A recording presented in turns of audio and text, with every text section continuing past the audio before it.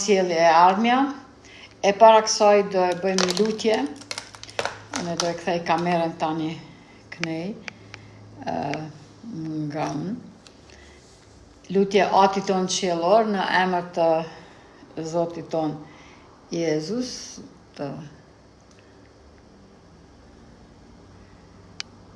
nuk e di. Okej, nuk po e shoh ku është. Përshëndetje dhe juve, i nderuar, apo e nderuar, Altin. Okej.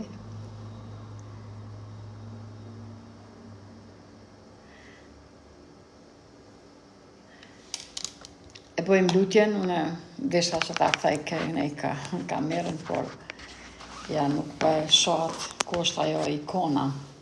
Okej, lutemi së bashku, faleminderit për këto zemra. O Zot, faleminderit për fjalën tënde, faleminderit për këto profetizime që janë realizuar, janë plotsu, sepse janë nga Ti, nuk janë njerëzore. Ti na udhëheq, na jep një kod bekume dhe me këtë teknikë, o Zot, që nuk e di, nuk kam përvojë, por Ti je mësuesi dhe udhërëfyesi jon. Ndera lavdia takon Ty, të falenderojmë në emrin Atit, Bijit, Frymëshajt. Amen. Faleminderit për këto zemra dhe realisht shumë shpesh në të kaluarën si dhe tani mund të dëgjojmë parashikime, profetizime nga më të ndryshmet, për të cilat ato reale por edhe jo të duhura, por kemi profetizime të shumta dhe nuk e di, na kishte nevojë të kishim pas nevojë për shumë kohë që ti përmendim, për shembull disa prej vitit 96 janë profetizuar thasira, pjekuri, të cilat e pjekin planetin e Marsit, armata e qiejve luftojnë demonët në tokën e shejt, mandej miliona njerëz kinse do bëhen krishterë, në Europë kolaps në financa dhe antikrishti do të lajmërohet, çka natyrisht nuk ka ndodh, profetizime jo të sakta, mandej figura e Jezusit e lartë 1600 metra e madhe, kinse do të lajmërohet në qershor të vitit 96 në Senat, në SBA, e cila gjithashtu pra nuk ka ndodh. Jezusi është duke u lajmëruar dhe lajmërohet në zemrat e jetat e shumë njerëzve, por jo ashtu figura fizike. Dhe një pastor i cili do të predikon në shtator-tetor vitit 96 do të mirret në qiell, në rëmbim, mandej kalorësit katër kalorësit e zbulesës do të ecin mbi Montreal, pastaj në Copenhagen. Pyetja, ku është ky profetizim, nëse mund të pyes? Patjetër që mundi, nderuar. Pra është në librin profetit Daniel, kapitulli 2. Tani do e lexojmë së bashku. Profetizimin për cilën jemi duke folur. Të kuptojmë, këto tani që janë profetizu nuk janë realizu, por ky i fundit, fundi botës do të jetë në 2012, natyrisht edhe ky nuk është zotëri i nderuar, zotëri Altin. Pra këto janë profetizime që nuk janë plotsu, nuk janë në Bibël. Pyetja jote është profetizimi i Jezusit në senatin e SBA, po thët, kanë profetizuar njerëz e caktuar e cila nuk është plotsu. Kjo nuk është biblike. Kjo nuk është në Bibël. A isha unë e qartë apo nuk isha? Këto janë profetizime të cilat nuk janë realizu. Pra të cilat të gjithat që po i përmendim. Përkundrejt këtyre, tani do fillojmë me profetizimin i cili është realizu sepse te Amosi 3:7 i nderuar, mire, ju thuani zotëri Altin, nëse nuk është në Bibël, këto i kanë profetizuar njerëzit kinë duke pretendu që janë duke bë diçka. Ashtu. Pra, janë fjalët e njerëzve që i kanë thonë, po nuk janë realizuar. Edhe Amosi 3:7 thot, sepse Zoti nuk bën asgjë pa u treguar sekretin e tij shërptorëve të vet profetëve. Dhe ky vargu tjetër i cili thot, kujtoni gjërat e kaluara të kohrave shumë të vjetra, sepse unë jam Perëndia dhe nuk ka asnjë tjetër, dhe as kush nuk mund të ngjetë mua që shpall fundin që në fillim dhe shumë kohë më parë gjërat që nuk janë bërë. Okej. A kanë qenë ata njerëz profet e nderuar? Natyrisht jo. Po tani do i nderuar Altin, ndoshta kishte mujtë edhe kështu mu dëgju me zë. Nëse tani janë një profetizim i cili është profetizu dhe është realizu, për këtë është fjala. Pra, një ëndër, ju ftoj që të shkojmë para dhjatës, para kohës, para erëson, një ëndër e vjetër e një mbreti. Ishte ky mbreti Babilonas, mbreti Nebukadnezari, dhe kjo për shembull, kjo pjesë e hyrjes e derës ishtar, sot është duke ruajtur në muzeumin e Minhenit, gjë që e konfirmon këtë realitet, se nuk është vetëm një histori e cila apo janë faktet pra edhe arkeologjike siç po e shohim. Ky është Babiloni dhe një profetizim, cili është ky? Mbreti Babilonas, Nebukadnezari, kishte pa një ëndër, por ku është çështja? Ai kishte harruar se çfarë kishte pa dhe nuk i kujtohet asaj, dhe kjo e shqetësoi shumë. Pastaj lexojmë tani pra së bashku, ja ky është profetizim i cili është profetizuar dhe është realizuar. I nderuar Altin dhe ju të gjithë të cilët jeni këtu e shohim online. Dhe thot Danieli kapitulli 2 vargu 1-3, në vitin e 2 të mbretërimit të Nebukadnezarit, ai pa disa ëndra, fryma e tij u tërbullua dhe i iku gjumi. Atëherë mbreti dha urdhë të thërisin magjistarët, astrologët, shtriganët dhe kaldeasit që t'i tregonin mbretit ëndrën e tij. Kjo është çështja. Pra nga këtu fillojmë kapitulli 2 në dhjatën e vjetër të libri profetit Daniel. Besoj që është tani e qartë, besoj.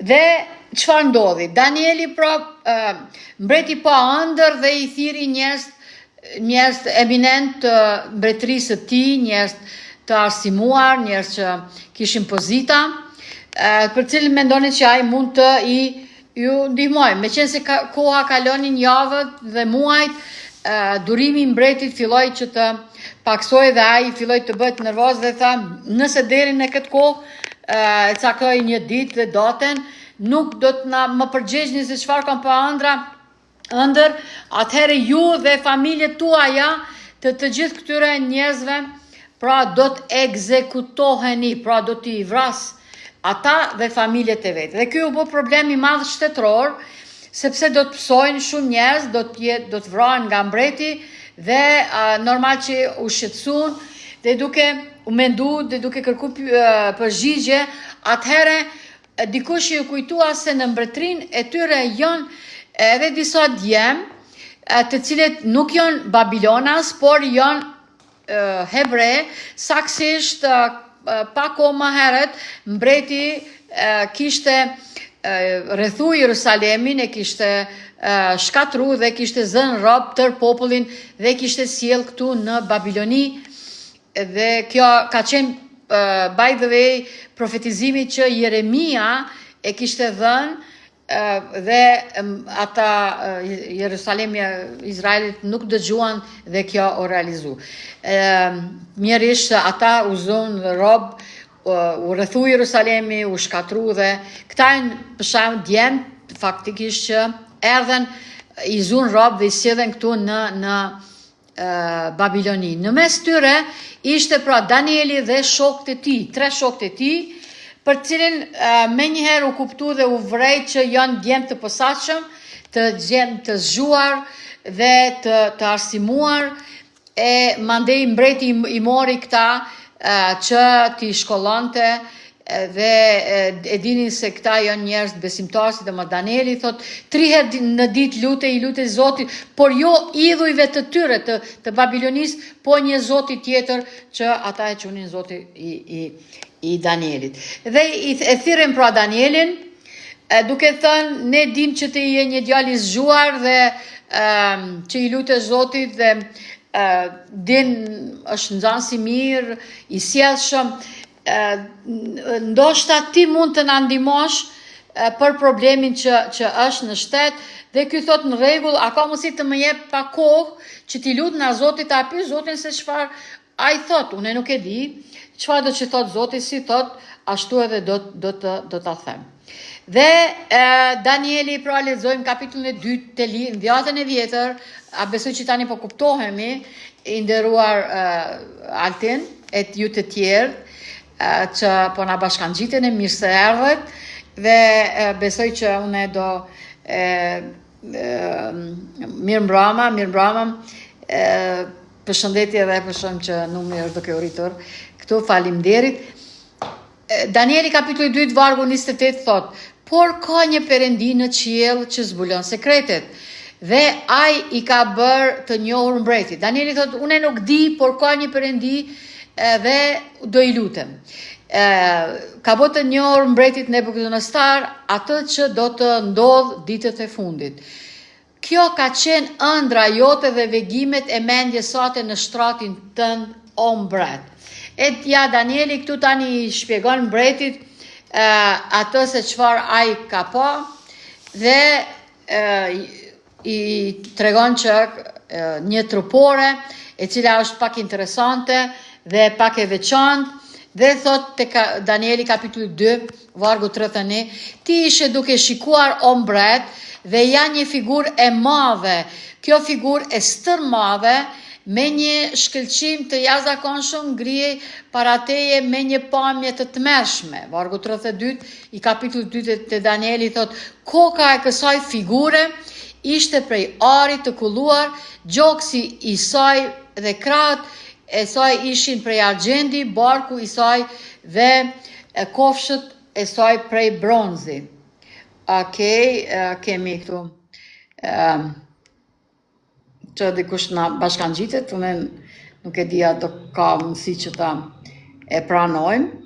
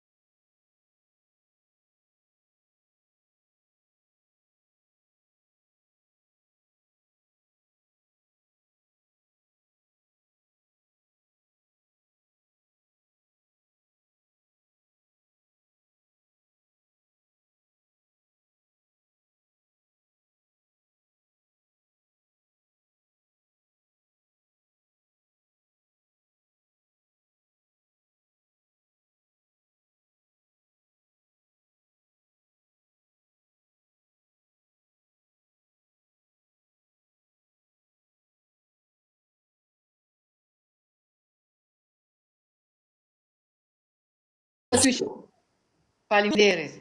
Faleminderit. Rnash. Ja, vazhdojmë. Pra, te Danieli, pyetjen kush është ky? Okej, e dëgjuam kush është ai, zotëri nderuar Alten. Dhe jemi pra në kohën e profetit Daniel, e kjo është ajo dera i shtar, e cila sot pra ruhet në muzeumin, si e Minheni si dhe letra e Nebukadnestarit, që ai shkronte dhe thotë mbar bota do të jetë nën këmbët e tij. Këto janë argumentet në mes tjerash arkeologjike, dhe kjo do të jetë mbretëria e tij do të jetë për gjithmonë, por Nebukadnestari harron që vërtet asgjë nuk është për gjithmonë në këtë botë, është e përkohshme. Dhe ai dëshironte, por përjetësinë e ka vetëm Jezusi i cili do të na jep tani ai kur vjen së shpejti, e besojmë. Dhe pra mbretëria babilonane si filloi vitin 605 dhe zgjati deri vitin 539 before Christ apo para erës son. Kurse gazeta New York Times e kohës tonë shkruan për një kryetar, saktësisht Saddam Husseini, dhe i cili krahason të veten. Saddam Husseini e konsideronte Nebukadnestarin heroun e vet dhe pretendonte të bëj mbretëri sikurse Nebukadnestari, i cili bëri histori duke e shkatruar Jerusalemin vitin 587, për cilën flet profeti Daniel, dhe duke robru atë, shkruan New York Timesi, pra New York Times, gazetë e kohës së sotme, e cila e konfirmon këtë të vërtet biblike, pra siç e thot Biblia. Kryetari i Irakut, Husseini, i cili ishte në pushtet për 24 vite të plota, e konsideronte veten Master of University, kështu që pra i cili saktësisht ishte diktator i lindjes së mesme. Përkundrejt kësaj, kush vërtet e din fundin para fillimit dhe kush e lajmëron fundin, është Mesia i vajosur, pra është Zoti krijuesi së tokës. Dhe ne vazhdojmë me shpjegimin apo shtjellimin e ëndrrës së mbretit, e cila është realizuar përveç mbretërisë së tij. Danieli shpjegon mbretit dhe thot, pas teje do të vjen një mbretëri tjetër, e cila pra është Medo-Persia, nga metali i argjentit. Mbretëria jote është e arit koka, kurse mbretëria dytë e argjentit. Ky është nipi i Nebukadnestarit, pra i cili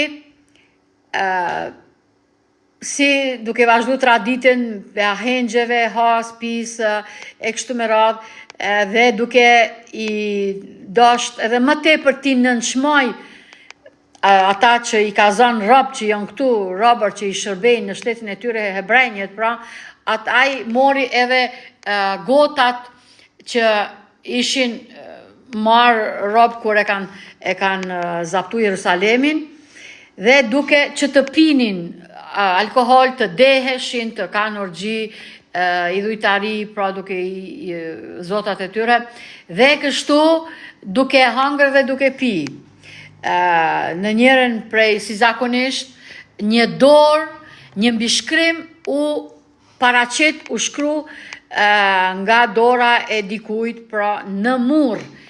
Kurse askush përsëri nuk dinte ta e shpjegonte, tani ju kujtu që është një njeri i cili ka qenë besnik gjatë tërë jetës së tij dhe ka shërbyer mbretërisë së tij, gjyshja ju ka kujtu, gjyshja ishte akoma gjallë, Nebukadnestari kishte vdekur, dhe i thot Baltasharit, ja thrasin Danieli, ky Danieli tash është i moshuar, nuk është pra çuniri si më herët që e pam aty, dhe e deshifron se çfarë shkruan në mur.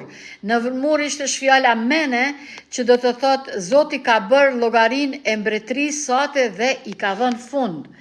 Mandej fjala e dytë që ishte shkruar në mur ishte tekel, e cila e përkthyer do të thotë ti u peshove në peshore dhe u gjete që të mungon diçka. Dhe fjala e tretë që është tekel, pra tekel ti u peshove dhe u gjete, okay.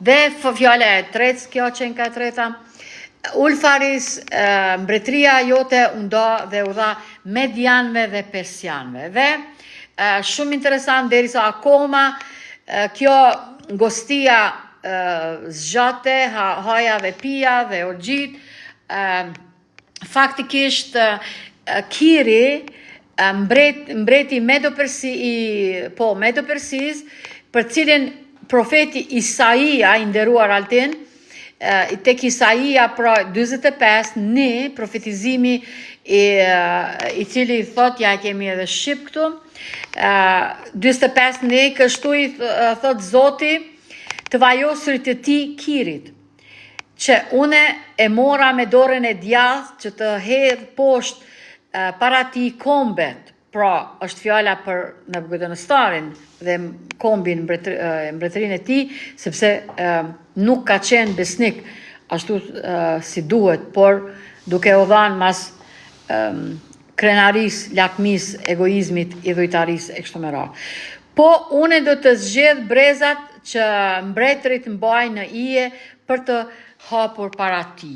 Kiri ishte ai i cili me atë natë, derisa akoma gostia zgjatej, ai dal nga dal me ushtrinë e tij dhe askush nuk e vrejti, dhe nëse po e sheni këtu, ndër murret e Babilonis bëri grapoj dheun dhe ushtria hyri pra përfuni, që thot populli pa një therë në këmbë, dhe nëse po e vreni këtu pallati i mbretit, dhe këtu ata hynë derisa gostia zgjatej dhe e okupun atë natë, pra kur u shkru ai mbi shkrem, siç e pam parës, kur u shkru atë natë derisa akoma ishte u realizu kjo. Raporti Kirit se si e kishte zaptuar Babilonin. Kjo pllak ruhet sot në Jerusalem, në muzeumin atje, e cila e dëshmon pra këtë vërtetësi se çfarë po e thot Bibla. Pastaj është mbretëria e tretë, tek Danieli kapitulli 2 vargu 32, pastaj një mbretëri prej bronzi, ishte ari, e dyta argjenti dhe kjo e treta nga bronzi, do të mbizotroj gjithë dheun dhe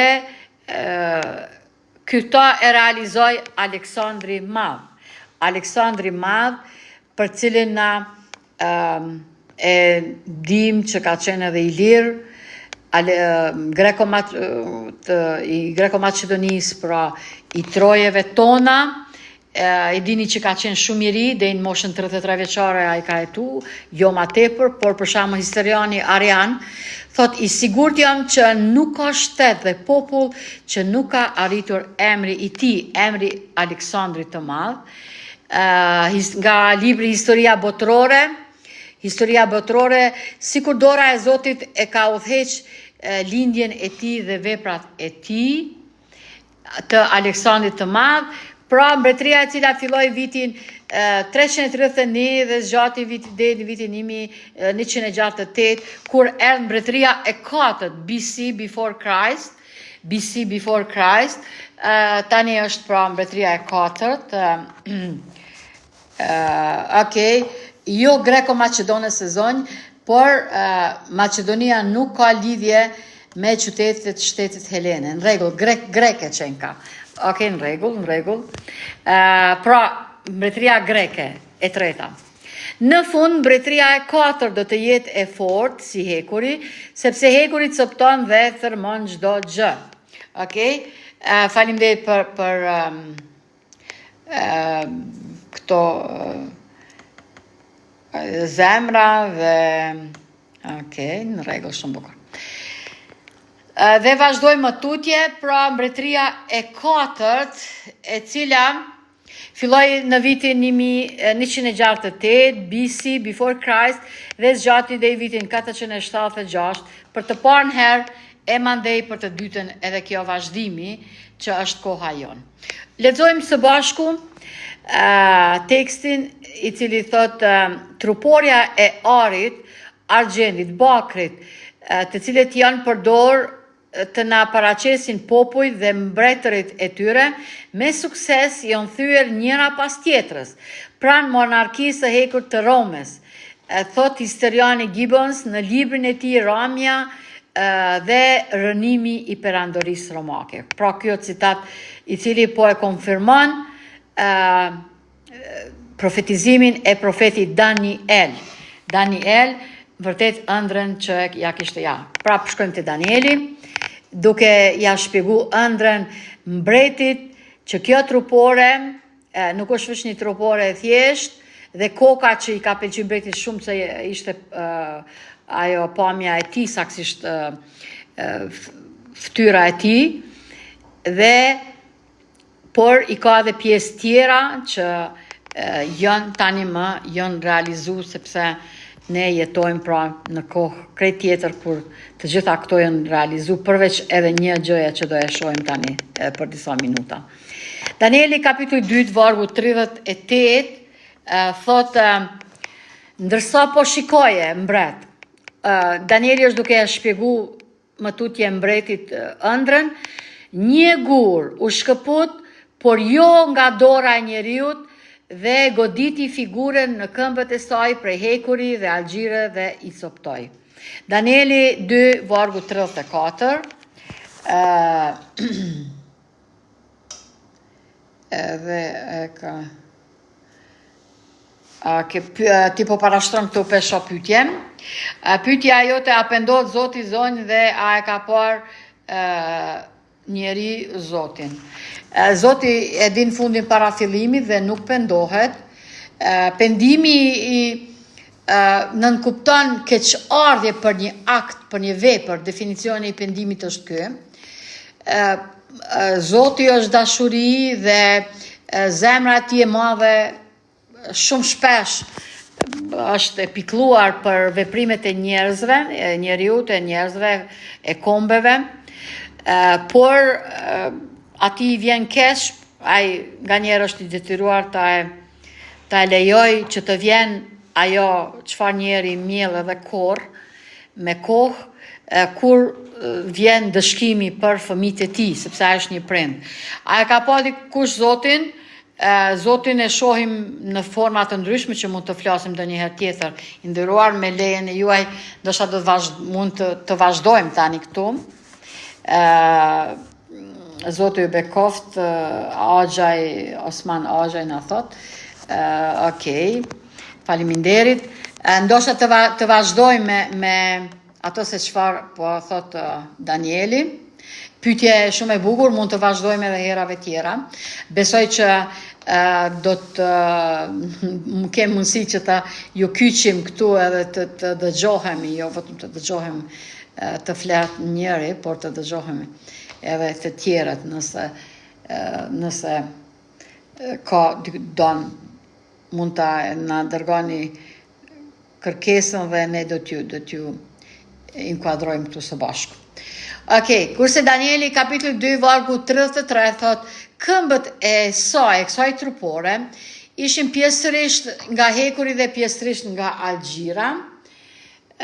Kurse vargu 41 jep një shpjegim apo një point apo një vërejtje, një karakteristik interesante, dhe thot siç e pa i pe këmbët dhe gishtërit ishin pjesërisht të hekurit dhe pjesërisht algjir polçari, kështu kjo mbretëri do të ndahet. Dhe pas luftave të shumta, këtu i kemi nga ana e djathtë popujt që janë sot në Europë, të cilët i njohim shumë mirë, dhe këta janë paraardhësit nga ana e majtë, paraardhësit e tyre, apo jo. Pra i kemi gjermanët, svisët, i kemi franqezët, italianët, anglezët, portugezët, spanjollët, kurse tre popujt tjerë që janë poshtë janë asimilu dhe nuk ekzistojnë. Pas kjo territori ku kjo mbretëri e 4-ta me radhë mbizotronte, pra për gjatë kësaj kohë siç e tham pak më herët, kurse profetizimi tha, siç e pa hekurin e përzier me algjiren e but, ata do të përzihen nga fara njerëzore, dhe historia na thot që në këtë kohë kemi pas shumë martesa të shteteve europiane të shumta mes vete. Për shembull në Rotterdam, në Danimark, janë të vizatuara në mur martesat e shumta të për shembull siç është Frederik, mbreti Frederik me mbretëreshin Diana, pra Norvegjis me Anglin, me Francën, me Danimarkën, me Austrinë e kështu me radhë, me qëllim që të bashkohen njëri me tjetrin, por ja që kjo nuk ka ndodhur, se profetizimi thoshte kështu. Nuk do të bashkohen pikrisht ashtu siç hekuri nuk alem nga mohet me algjiren, nuk përzihen. Përzihet sheqeri me ujë, shkrihet, apo me krip, me miell, por me hekuri me algjir apo me balt, nuk mund të përzihen njëra me tjetrën, sepse janë dy substanca të ndryshme. Por nuk do të bashkohen, thot profetizimi, nuk do të bashkohen pranë tentativave, dhe ne jemi dëshmitar që shumë prej këtyre njerëzve i njeh historia, pra duke fillu prej Hitlerit, apo Louis XIV, apo Napoleon Bonaparte e kështu me radhë, të cilët donin, kishin orekse, ambicje të tilla, të e mbizotnonin, por ja që nuk ndodhi edhe në fund Napoleon Bonaparte edhe pranoi, i cili tha se Zoti që ka qenë tepër i madh për mua, ai nuk arriti ta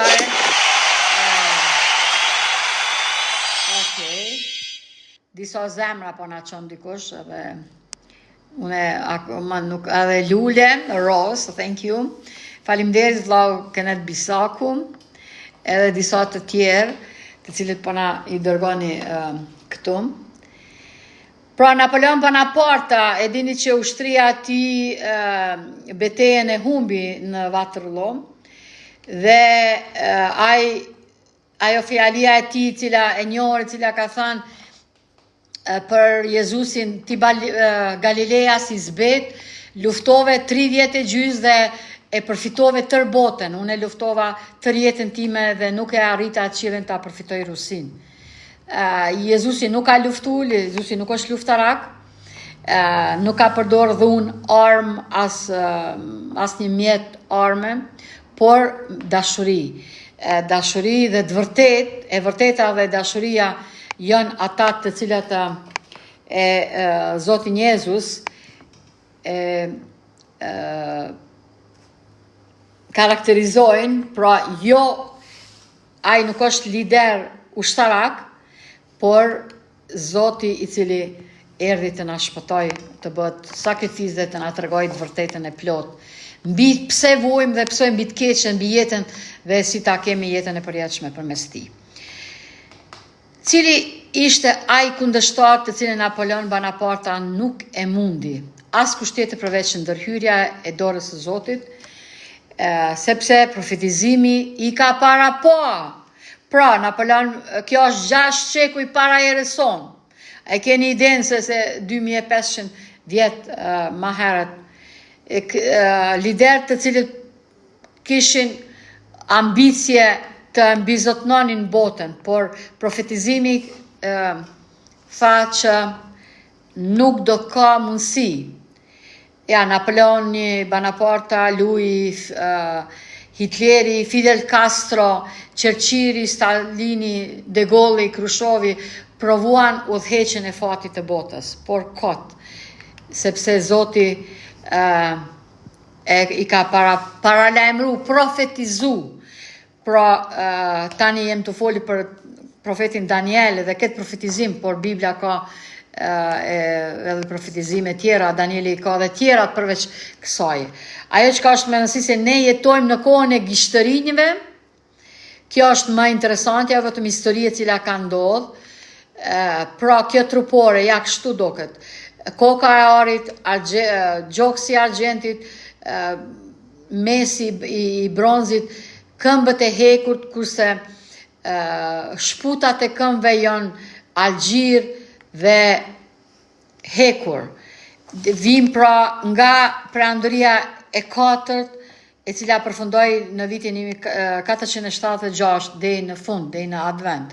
Këmbët nga hekuri dhe algjira. Danieli vazhdon dhe përfundon shpjegimin për momentin, thotë ëndra është e vërtet o mbret dhe interpretimi i saj është i saktë. Ëndra është e vërtet dhe interpretimi i saktë.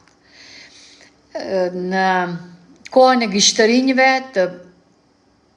në teritorin e Evropës, Bashkisë Evropiane, shumë zëra, many voice, one people, provohet që të mendohet një, por Biblia ka thënë që përveç këtyre mbretërive, këtu i kemi shpjegime dhe më të hollë, gjerit e koha e tanishme ku jetojmë, e kjo është Evropa e bashkuar.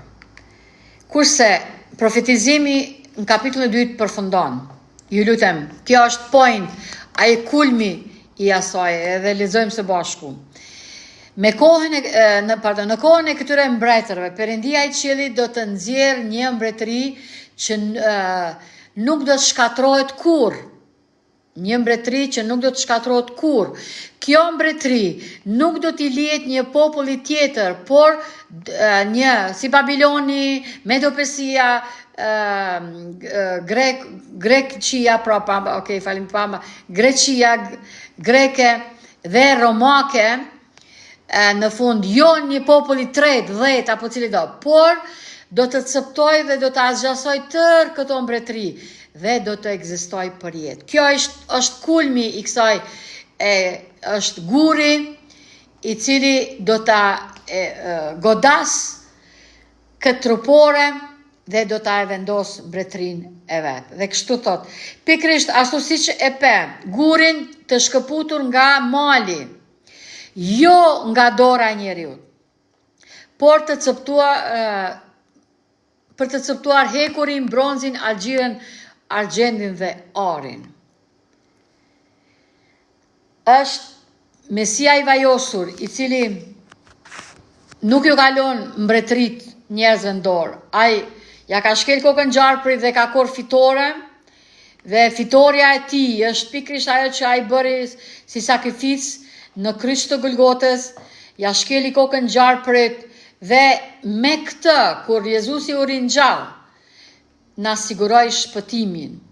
Dhe kjo është siguria që ne e kemi dhe jemi të sigurt, që koka e armikut është e shkelur dhe së shpejti do të vjen mbretëria të cilën ai do e vendos, e kjo është mbretëria e tij. Kjo mbretëri nuk do t'i lihet më ndonjë populli tjetër. I thot Danieli 600 vjet, 6 shekuj para Erison, mbretit Babilonas Nabukodonostarit. Sepse vetë do të mbretroj e kjo është Zoti Jezus. Andaj, të dashur miq, guri apo mbretëria e përjetshme e Zotit Jezus. Jezusi është ai i cili e ka vendosur mbretërinë e tij dhe i cili erdhi dhe do të vjen së shpejti. A jemi të gatshëm ne ta e pranojmë? A e besojmë, a e kemi pranu, a e dojmë? A është ai Zoti jon? Dhe nëse dikush e don fjalen, mund të na çon thirrjen, apo më herët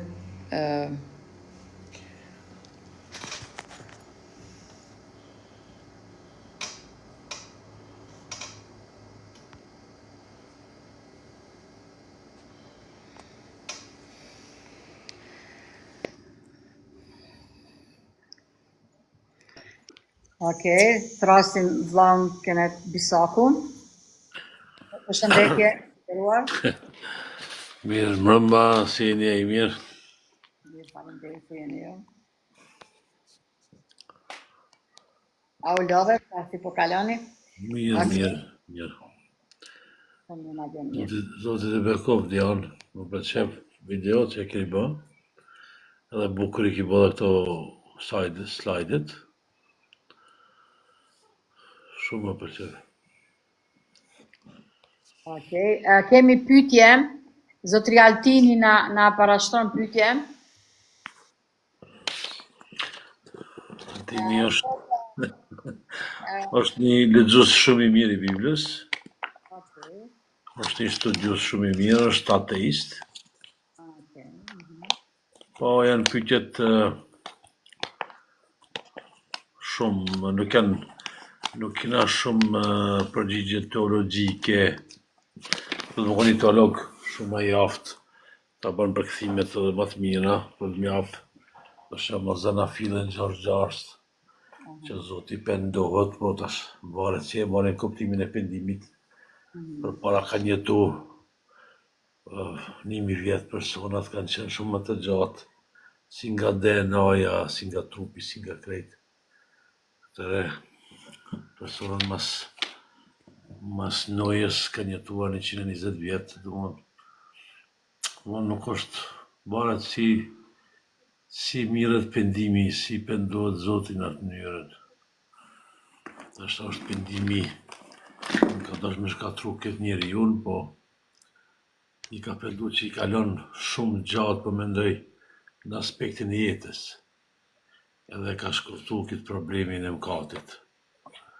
Edhe këtu është mendimi jam që më me përkthej këtë Zanafilën Gjorgj, që për shembull penduna për shembull për diçka s'ka është keq, mos të zgjat më shumë, po ta shkurtojmë mëkatin ose problemin e mëkatit që është në botë, që veç ka qenë e profetizuar që ky problem ka më rregullu.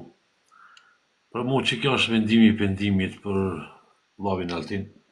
Thash Altini është ateist, po është shumë e kupton Biblën, është shumë i aftë.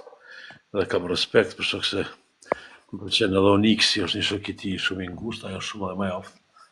Janë shumë të ditur, janë të shkolluar. Në si Bashkia Adventiste e Kosovës mu i me dhonë në pyetje 9 teologjisë si e kuptojmë. Jo si ta atakojmë Zotin ose diçka që. Kjo është mendimi jam të Zanafila. Ne na besimtar besojmë në Zotin. Ne si besimtar besojmë në të mirën që njeri kush beson në ta e ka një ndryshim të jetës, po mendoj psikike, njeri pak më i mirë, është më i qetë, më i durueshëm, nuk i dhohet, e kupton edhe problemet të tjerëve. Kjo është mësimi që besimtar. Tash ka mujë mi thonë për vllavin e Altinit. Tash nuk është gjë i mirë, më pëlqen, kam mohabet me tha. E dhuroj muzikat që bashkë unë e kam du shumë Metalikën edhe muzikën e gratë. Për Zanafilën qash ka bëj me folë. Mos përkthimi ndryshi, nuk është konteksti i kapet pak më ndryshi se njeri se Zoti ka ndryshje ka këtë kontekstin e pendimit. Nëse kena jetu 1000 vjet, pendimi është 120 vjet, po nuk kena të shkatruar, po e ka shpresuar për që të mëkati shkurtohet. Edhe është një lloj fjale, po është mirë me shkurtë fjala origjinale të pendimit në fjalë hebrej ose greqisht me kuptu pak edhe kontekstin e kësaj fjale, se na si shqip i kena përkthimet pak Dyshys si Zoti pendohet, ose si është e mundshme. A të kuptuar, e marrim pak si tragjike këto fjalët. E po na nuk guxojmë i marrë tragjike, se nuk është kurrë tragjike, se ai ka kryer qiellin e tokën, edhe ka planin e shpëtimit njeriut, është i bërë me ardhja e dytë është premtim, na tregon historinë e botës, si ndodhen që e shpjegoi te Danieli shumë mirë, motra Diana. E kena atë zbulesa historinë tjetër që kanë ndodhur para ardhes së tij. Domthon këtë këto premtime dhe këtë këto simbole që ne me anë me çdo herë ose çdo vit ose mas disa viteve na uqilin këto simbole dhe na i dëgjojmë ma mirë këtë zbulesën e përthem shumë ma bukur se e kuptojmë çka do me thonë. Edhe na të përgatitëm, po tash si zbulesa është qelë, do mund na kuptojmë çka do me thonë. Edhe motra Diana shpjegoi shumë bukur, faleminderit shumë bukur shpjegimi yt. Nuk kam pyetje. Për Danieli më pëlqeu si e shpjegove, po nuk kam pyetje tjetër për Danielin, se Danieli ka ma shumë, ka shumë ai kanë simbolet që janë veç përkthyme, edhe është shumë e njëjtë me zbulesën, që vetë Jezusi na thot, shkoni te Danieli, lexoni librin e Danielit, kush është aja fuqia ose që aja Perëndi që do ta shkatërrojë Jeruzalemin, që ka qenë penduria romake. Edhe është e vërtetuar, domthon Jezusi na ka treguar dhe ka ndodhur mas 70 vjetëve, edhe Danieli e vërteton. Domthon kjo ai kësoj them profeci që 400 vjet para, domthon para se me do të sen është e vërtetuar, e që ka Biblia është e saktë dhe më pëlqen si libri i Zotit që ka profecin e saktë, edhe është diçka e mrekullueshme përkthimi i profecisë së Biblës. Ka shumë fakte, po disa herë na qilet ma ka dole, disa nuk e kuptojmë, po Biblia du studiuar, edhe du studiuar me një shpirt të qetë, jo me ataku, ka njeri mirë me kuptu edhe fryma shajt, që jetë me ty si person, që je neutral, jo më konë kundra, për shembull jo feja ime më është ma mira, ose kundra ateista, nuk është mirë, du më konë njeri mirë, kena ateista që janë shumë, populli mirë, janë shumë të aftë të zgjuar, edhe që nuk besojnë, po ndërgjegjja e tij dhe drita e tij është shumë e saktë, dhe Zoti me secilin e sheh, sa ka njeri dritë në trup, dhe si mas drita edhe e merr edhe shpërblimin edhe dënimin. Çdo njeri e ban veten, e ka lirinë e shprehjes dhe lirinë e mendimit, dhe na do të respektojmë si krishterë, si Parti Adventistë e Kosovës. Faleminderit Diana. Okej. Faleminderit edhe ty, vëlla Keni. Dhe unë kisha bashkangjitur komentit të pastorit, i cili po i përgjigj Altinit, i cili thot në original është i pikluar, jo u pendua, po i pikluar. Tregova se është aty, është përkthimi, ma mur menja që ka me pas dhe shka me përkthim, se unë ku jetoj këtu, e kam përkthimin shumë atë mirë, Shqip, asun s'pe kuptoj, shumë ka gabime në gjuhën Shqipe, edhe ku pe bëjnë ndryshimin mes, ku jam unë e Republikës Çeke, se këta, po më dolin shumë fjalë ndryshi, domthon, çto është thaj problemi, unë e kam pas debate shumë, kena pas debate me gigantin, me këta, që bojnë me fesë tjera, edhe aty janë probleme që nuk mirë mi vesh me përkthimin, edhe tash të më varen qysh e marrish ti debatin, nëse e marrish për me ndëgju dhe shka, me kuptu, ose me mësu dhe shka, aja është tjetër, nëse dësh ma atakuat, është ka tjetër.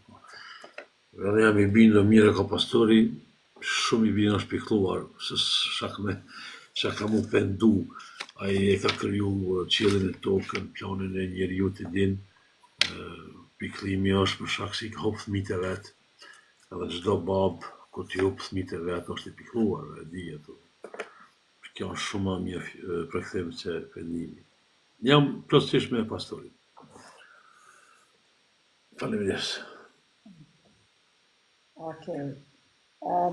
Pra, kjo pikrisht faleminderit vëlla Keni pajtohet saktësisht me atë se çfarë e mëson e tër Bibla se Zoti është dashuri dhe ai që nuk do nuk e ka njohur Zotin sepse Zoti është dashuri. I nderuari vëllau Altin e tha pak më herët përveç kësaj pyetjes së parë dhe a e ka kush Zotin, një pyetje në vete që mund të diskutojmë dhe njëherë tjetër me shumë kënaqësi, cilat janë ato forma cilat Zoti lajmërohet, përveç ja siç po e shohim, përveç profetizimeve, përveç Biblës, natyres, Zoti i lajmërohet edhe flet edhe në mënyrë personale. Pra, zëri ndërgjegjës është zëri i Zotit dhe ne kur e hapim zemrën, natyrisht që ne si njerëz nuk do i kemi përgjigjet asnjëherë të gjitha. Asnjëri nga ne nuk i dim të gjitha. Dhe fundja nuk ka mundësi t'i dim të gjitha. Profeti thotë, të falimderit o Zot që këto gjëra ju ki zbëlu njerëzit të thjesht, e ki fshehur nga ata që të tjerët që nuk e di, ndoshta janë të mjaftueshëm për vetë vetës. Dhe a dini cili është problemi më i madh i Zotit? Zoti nuk ka kurfar probleme. Fuqia dhe mundësia e tij është e pakufishme dhe ai mund t'i zgjedh të gjitha kështu sa hape mbyll syt, por nuk do, thot Bibla, që dikush nga ne të vdes, por të kthehemi në pendim.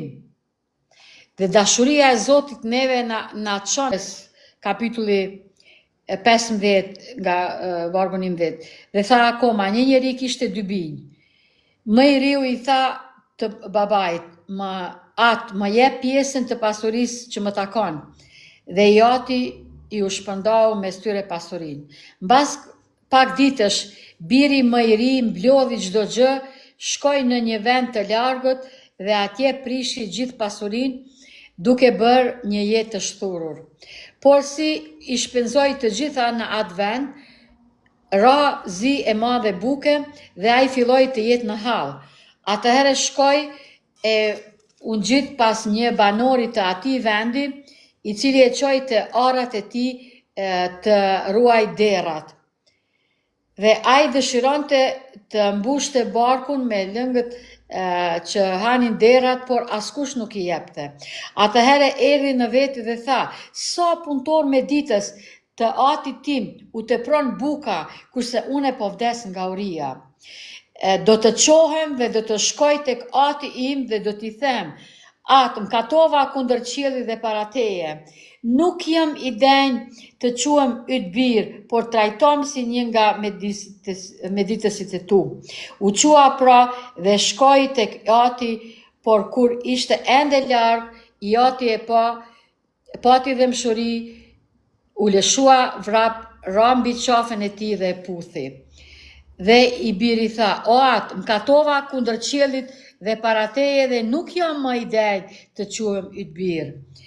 Por i ati i tha shërptorit të vetë, sillni këto robën më të bukur dhe veshuni dhe vini një unaz në gisht dhe sandale në këmbë. Nxirri jashtë viçin e majmur dhe therreni të hame të pime të gëzohemi, sepse ky biri im kishte vdekur dhe u kthye në jetë, ishte humbur dhe u gjet përsëri dhe filluanin të bënin një festë të madhe. Pra, ky ati paraqet Zotin. Por nuk e kisha Zotin mik, përveç atullve traditave. Derisa nuk e kërkova vetë, fillova ta e lexoj Biblën dhe ta e kërkoj Zotin.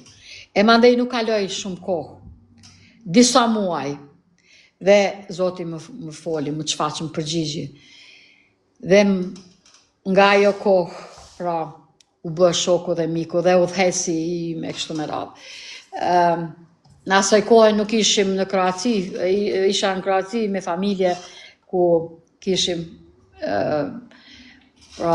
nga Peja, kishim shku atje, Zoti më bëri thirrje të përfundoj fakultetin teologjik, se isha në shkollë të mesme dhe të kthehem në Kosovë, çka dhe unë e bëra. natyrisht jo lehtë, por çdo gjë i ka ato vështësitë e veta. Dhe nga kjo kohë filloi ai rrugtimi im me Zotin. E kështu me radhë mund të flasim ndonjëherë tjetër. Nuk e di a ka edhe dikush ndonjë pyetje apo ndonjë koment përveç të nderuarit Altin. Altin mund të është kjo mujtë deri diku t'i afrohen përgjigjes asaj çfarë ti parashtrove apo si.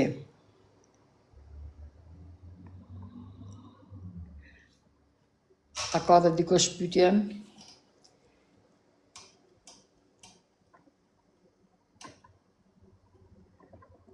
Okej. Pyetja nuk ka, më thonë se e kena shikueshmërinë shumë ma pak. Veç jena 3 persona krejt, domthon Altini veç ka shkuar, po nuk është me rëndësi, kryesorja e sheh pyetjen poshtë. Mund me këshyr në panel tjetër. Më pëlqev që fole për Danielin, është shumë e saktë, më pëlqev edhe si e ke bo shumë bukur këtë slajdin. Zotit bekov dhe ona, mu ish me bo një lutje dhe mu ish me përfundu ose me vazhdu. Si do shti. Okej, lutemi prosim bashkë. O Zoti i Madh Gjithëpërshtetshëm, ndera lavdia takon ty. Faleminderit për fjalën tënde, faleminderit për Biblën, faleminderit për këto profetizime që ti i dha përmes Danielit dhe që janë plotësu tani deri në këtë gati pikë të fundit, e kjo është gurri që do ta e godet këtë truporën e që është ardhja adventi që po e presim me padurim. Na bekohu dhe që Zot lutemi për secilin nga ne që jemi këtu që bisedum, por edhe ata që nuk janë dhe që janë pjesë e familjeve tona, të dashurit tonë, udhëheqna, udhëzona, bën o Zot që fjala jote të vrapoj, jo të ecë ngadalë, po të vrapoj në zemrat e shumë njerëzve që janë duke të kërkuar të gjejnë në ty përgjigje, sepse ti e rruga, jeta e vërteta dhe nuk ka emër tjetër që mund shpëtohen përveç teje. Faleminderit që je Zoti i gjallë i vërtet, beko dhe vlla Unkeni, të nderuarin Altinin, pastorin dhe të gjithë të tjerë, o Zot, na udhëheq, o Zot, ti je mësuesi jon, ti je udhërëfysi dhe shpirt kujdesësi ynë. Andaj na të falenderojmë, na udhëheq dhe na bashko përsëri që të fitojmë njohuri të reja rreth teje, mëshirës, kohës që po jetojmë dhe jetës së përjetshme. I bekuar lavduar qoftë emri i Atit, Birit dhe me Shejt për gjithmonë. Amen. Të mirë, Diana. Okej. Përshëndetje pra të gjithëve dhe miru ta kofshim herën tjetër. Natën e mirë.